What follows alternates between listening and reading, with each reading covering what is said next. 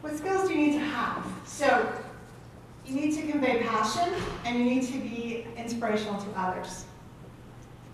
Articulate your personal brand and your vision. Think big. Execute on the vision. Delegate and build an ecosystem. And create a robust network. Now, these are all things that actually take confidence. I think conveying a passion, inspiring others, and that second one there, articulating your personal brand and vision, this is important stuff. You can't just expect when you open a business or you begin an adventure like that people will really care of what you're doing or share your personal energy and passion for it. You have to build that, and you have to convey that. You really have to believe deep down that what you're doing is important and has value, and then how do you translate that to somebody else?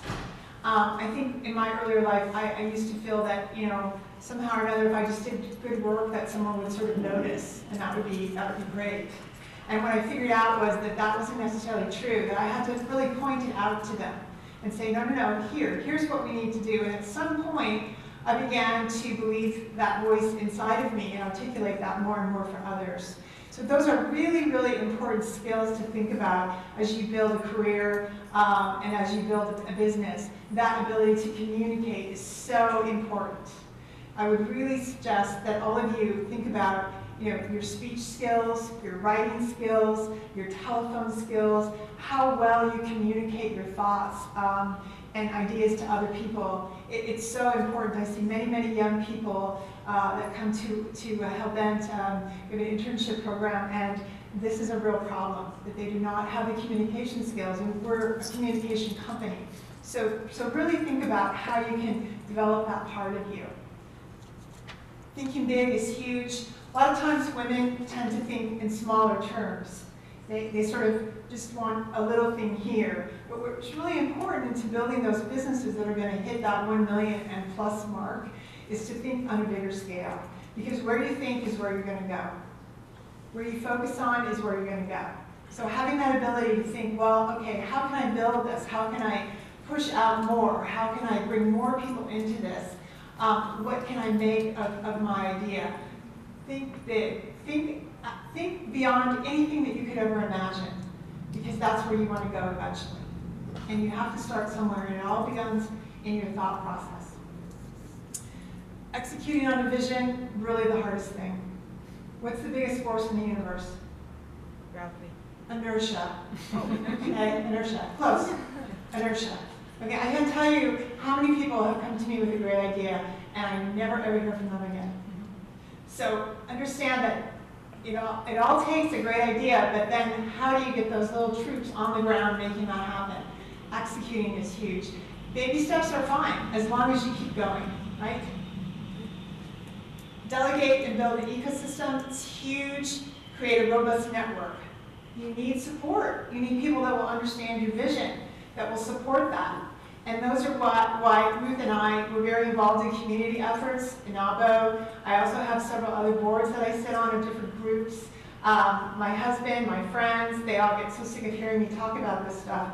But to me, it's very, very important that they understand I have an end goal in mind. And having that goal, as I was listening to one of our earlier speakers, is the key. How do I get to a place? I can't do it by myself, I know that. So having this group of people around me that is going to help, even give advice, even just listen, is so important. So cultivate those things. And I think it's great to really make a point of surrounding yourself with positive people. Yes. There are always lots of people who are saying, no, that's not going to work. No, I don't think so. We've all got people like that in our lives, but you want to minimize that type of interaction and really focus on who are the people in your networks that really support you.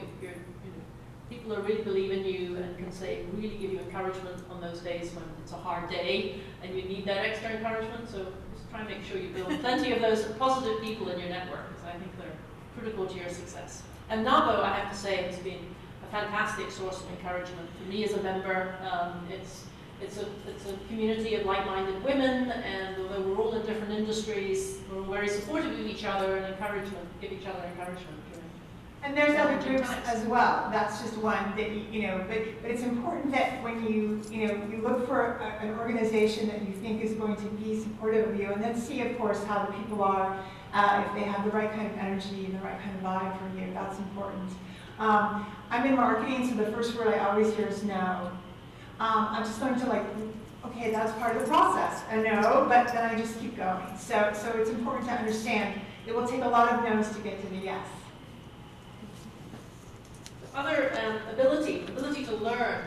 Being an entrepreneur is just a constant, ongoing learning opportunity. And I keep thinking that after 20 years of being an entrepreneur, I should be sort of cruising by now, but apparently not. The world is changing very fast with or without me. So if I want to keep up and stay in business, I have to learn to learn every day. I have to read what's going on in the business papers, what's impacting the companies that I'm doing business with, keeping up with the technology. That's a whole full-time job right in itself. Social networking, learn to learn. Be always on the lookout for new ideas, information, and attend as many. I'm a big believer in education, continuing education, but attend as many events as you can, because you can come away with 1 or 2 new ideas that you can apply to your business, and that's really worthwhile. Being a good listener, I think, is very critical. I've seen a lot of people not be terribly successful in business because they don't stop talking. One of the things that's very important in talking to clients is really getting them to speak, is being a good listener and drawing out information from your customers. What more can I be doing for you? What is your pain point? What are you worried about at night? What can I help you with? So just developing those listening skills, I think, is really critical. Be ready for the next opportunity. The world is changing more quickly with every passing year. The business environment is changing a lot, and I think there's always opportunities.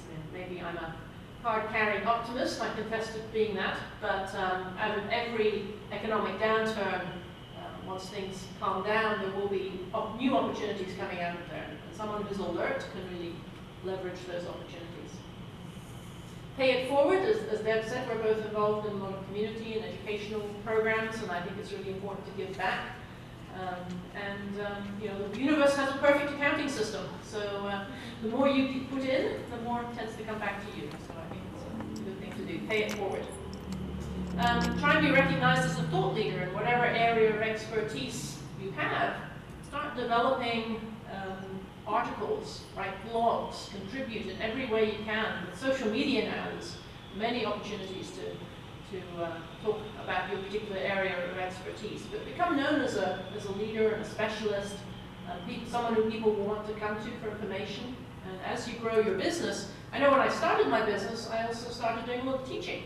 I was heavily involved in event production at the time, and so I was approached by San Francisco State University College of Extended Learning to help them, through one of my nonprofits, to help them design a course on meeting planning education, a certificate program. And so I ended up being instrumental in helping design that. We created 14 programs, and somehow they talked me into teaching 4 of them, which they then replicated in San Jose, and it sort of rolled off on its own. But it was a great opportunity to get out there and be seen as someone who has experience in this particular industry. So it was a good thing for me as a new business owner to gain credibility. Having an exit plan, they say that's an important part of the package. Have a goal in mind. Why are you starting your business? Where are you going to be 5 years, 10 years, even 20 years from now? What is your exit plan? Are you designing your company to something that you can scale up? Is it something that you want to keep small, close to home? Are you talking about a home-based business? Because of family issues, have your exit strategy in mind. What are you going to be doing at the end? Because it's really important to have a map so that you can find your really every day work towards that ultimate goal, whether it's growing your business, selling it, preparing yourself for that next stage. And sometimes, your exit, it might change, your plan might change depending on what's going on with your life, and that's okay too. That's part of that agility that we were talking about. But what you want to do with that, one of the things that, we'll talk about this a little bit more, but so many times with businesses, there's no planning. There's just kind of like, I got a great idea, and sort of seat of the pants kind of decision making. And that's really not a good way to go in terms of for sustainable success, sustainable growth. You really do want to think long range. The other thing I just wanted to mention, similar to Ruth, I've also done a lot of teaching myself, a lot of presentation, speaking events. I taught at City College in San Francisco, and I also taught at the extension in San Francisco as well on graphic design, marketing. These are areas that are really, really helpful to you in becoming, as we said, a thought leader, someone who others can look at and say, wow, you know, the information this person has is really significant. I'm impressed with their ability to communicate. These are all very, very helpful things in growing a business. It gives you a lot of cachet, as we say. And those are things that people will look for in evaluating, let's say, your business and your service or product versus someone else. They're looking to see what kind of expertise you have, what sort of things have you done, and those are ways of really cultivating and presenting yourself in a very bright light for people to say, oh, this person must be an expert. And this is equally as important when you have a service company, as Deb and I do. We have professional services companies. It's also important if you're having a high-tech, high-growth startup company, because you have to have an impressive CV to attract the venture capital money. Exactly. So it's just as important. Yeah, we're all about impressing. Current and emerging trends. Yes. All right, so from a resume-driven society to a culture where you create your own job. Does anybody have any thoughts of what that means exactly? Resume-driven society versus creating your own job. Just, I guess, basically going to companies and trying to apply, giving them your resume instead of doing that, instead of you building up your little company itself, like starting and not having to give your resume, being your own boss. I think it's part of a long-term shift as well, because if you look back a generation to our parents, it was quite expected to go work for a company and stay there for a long time, and you moved your resume and you maybe moved to another company once or twice. Then we saw a time when people are moving every couple of years, Right. moving a huge amount. Now it's really, I think there's a shift to people saying, I'm in charge of my career. And that's the one thing. You can lose your job, but they can't take away your career. And so you're in control of it. I think that's the important piece. And part of that may be entrepreneurship, but it's including you're in the driving seat for your career. And that's you can't expect someone to tap you on the shoulder and you are going to come and join our executive suite and we're going to take care of you for the next 20 years. It's not going to happen. Right. So that's a different model. Yeah. Wouldn't you say that that ties into a lot of the old, it's not what you know, but who you know? Because before it had to be what you know, what you knew in your degrees and certain requirements, and that's what, you would apply for a job with the requirements and your resume. But now it's more networking and almost adapting a job to yourself. Well, I think it's actually networking's always been important, but I think it's even more important now. I mean, it's absolutely critical. It's imperative now to your business or your career that you develop your network before you need it. That's the key. Yeah. Don't wait until you're unemployed to start developing a network. Yeah. Make sure you have a strong network. Yeah, absolutely. Two really key things always: confidence and networks. Okay.